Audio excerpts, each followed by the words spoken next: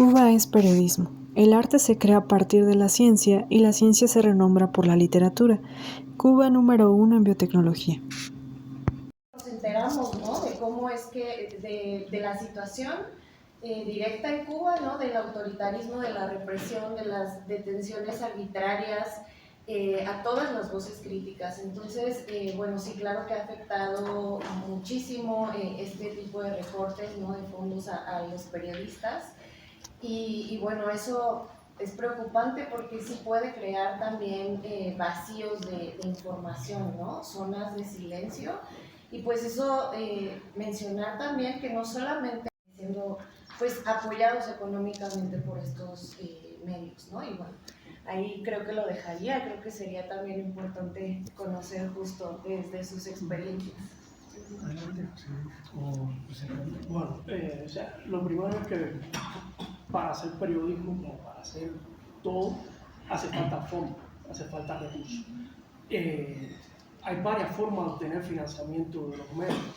Pueden ser las relaciones privadas, fondos federales, tráfico, venta de productos. En el caso de Cuba, al ser una población pequeña, la población dentro de Cuba no tiene recursos prácticamente ni para mantenerse ellos mismos, menos lo van a tener para el periodismo. La mayoría de los medios independientes dependen en gran medida de financiamiento externo. O sea, financiamiento externo, que es bueno decir que no viene condicionado con agenda ni con políticas editoriales. O sea, si usted presenta su proyecto, se licita, lo gana y después, al menos desde mi experiencia, hay bastante libertad a la hora de uno hacer su trabajo.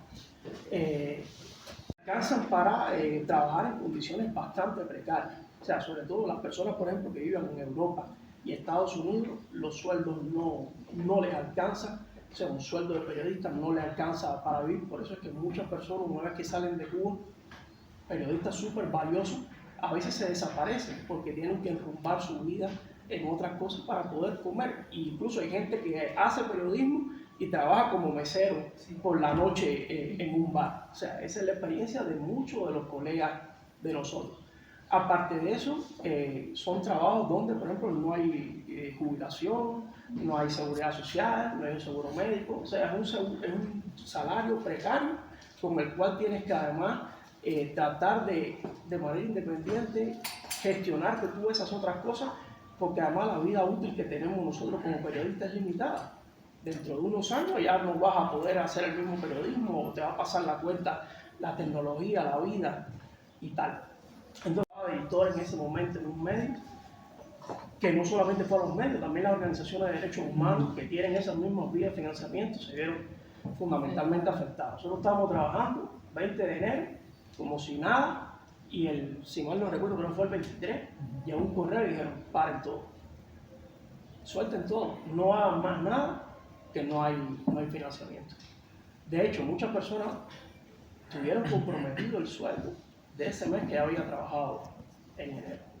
Y realmente fue algo que nos tomó en shock a la mayoría de las personas, porque como ya les decía, el trabajo es precario y a muchas personas ni siquiera les permite para tener un fondo de emergencia para aguantar 4 o 5 meses a que la situación se resolviera. Porque decían, se va a resolver. O sea, lo que nos decían por fuera era, se está hablando, en algún momento estos tipos de proyectos no los van a afectar, pararon para hacer una revisión general, pero la revisión se extendió y hubo que seguir. Hubo muchos medios que tuvieron que hacer muchos recortes, quedándose prácticamente con los trabajadores fundamentales para mantener el flujo noticioso mínimo. O sea, si antes se publicaban 20 noticias diarias, se empezaron a publicar 5. Y en muchos casos hubo que quedarse trabajando sin salario. Que se dijo, bueno, pues no se puede parar el proyecto, vamos a seguir hasta que esto se mejore, ¿no? Y sí, más adelante hubo una revisión, regresaron algunos fondos, pero muchas veces regresaron incompletos y otros proyectos ni siquiera regresaron. Entonces, esa es la realidad que hay hoy en el periodismo independiente, que ha seguido funcionando, que ha seguido trabajando, pero con unos recursos bastante limitados y que yo te puedo decir que yo realizo monitoreo en dos organizaciones de derechos humanos y el nivel de, por ejemplo, de violaciones de derechos que se documentó en ese impasse de enero a mayo decayó. Y no fue que el gobierno cubano dejara de ser menos violatorio, ni menos represivo, es que se documentaba menos. Se documentaba menos porque los medios no estaban levantando tantas noticias, porque las personas que se dedicaban a hacer el monitoreo ya no podían hacerlo a tiempo completo, tenían que hacerlo a tiempo parcial, y sí hubo un efecto. Si usted coge los datos de Cubanet, de Justicia 11J, y mira de enero a mayo, vamos a poner, va a ver que hubo un efecto.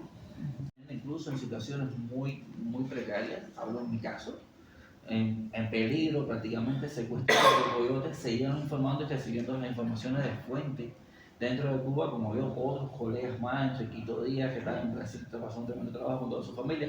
Es decir, el compromiso ese que es mayor. Y como yo siempre digo, ¿no? Hay algo más allá del dinero del periodismo. Cuando te agarras esa profesión, agarramos, la estudiamos porque de corazón, ¿no? Bien, porque recordemos que entre todas las revistas pues hubo mucho ejercicio crítico con relación a las élites intelectuales, bien duro. Pongo en eso no solamente de informar, sino de poner en cuestión, de generar un enfrentamiento. De hecho, cuando el 27N, a las 30 personas que entramos a ese lugar les preocupaba más a los funcionarios políticos de informar lo que sucedía en el mundo del arte, pero también cómo sienten esa relación con las élites del arte, con los creadores, pero con relación a los procesos más de, digamos, algo básico. O sea, son menos los artistas que comparten los artículos críticos de los periodistas que los periodistas mismos, que los activistas, ¿no? En fin, ¿cómo se da esa relación? Porque sí sigo pensando que las mujeres cubanas cobra mayor relevancia porque al final el objetivo que persiguen ya dentro de este contexto más deteriorado, ¿no? en Cuba es justo la visibilización de lo que estaba ocurriendo, ¿no?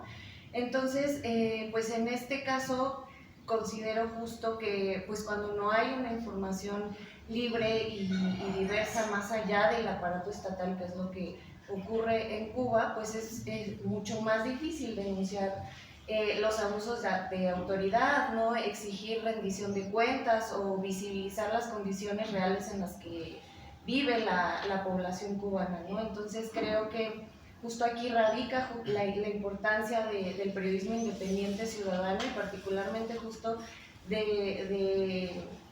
pues sí, del ejercicio periodístico de las mujeres cubanas, que también es importante decir que en general, y esto no solamente ocurre en Cuba, ¿no? Pero en general está muy masculinizada el periodismo, ¿no? Y entonces, bueno, justo en Cuba también es muy importante la participación de las mujeres y visibilizar los tipos de agresiones que ellas viven, ¿no? Que ninguna agresión es más importante que otra, pero sí los impactos son diferenciados también para las mujeres, que en el caso también como Cubalex y otras organizaciones hemos identificado justo que las agresiones tienen mayor connotación sexual a las mujeres, ¿no? Y también pues las agresiones a través de las familias, ¿no? Y que también son estas mujeres defensoras de derechos humanos también las que han sostenido incluso o sostienen también